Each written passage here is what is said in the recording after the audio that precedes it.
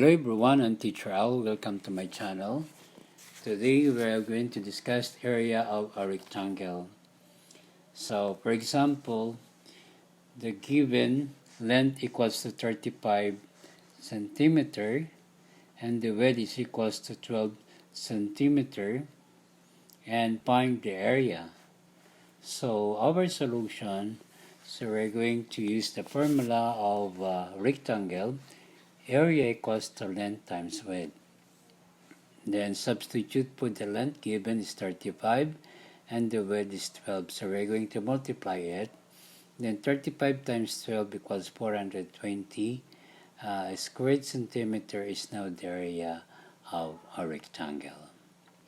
Second problem, the length of a rectangle is 15 centimeter and the width is 10 centimeter.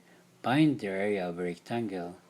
Our solution, the same, we're going to use the formula of rectangle, area equals length times width, and we're going to substitute based on the given that the length is 15 and the width is 10. We're going to multiply it. 15 times 10 equals 150 square centimeter is the area of the rectangle. And the third example, the area of a rectangle is 800 square meter and the width is 20 cm. Find the length of a rectangle. So the same, since rectangle is given, so we will use the formula of rectangle. Area equals length times width. So substitute, since the area is given, 800 equals the length given, then times the width is 20.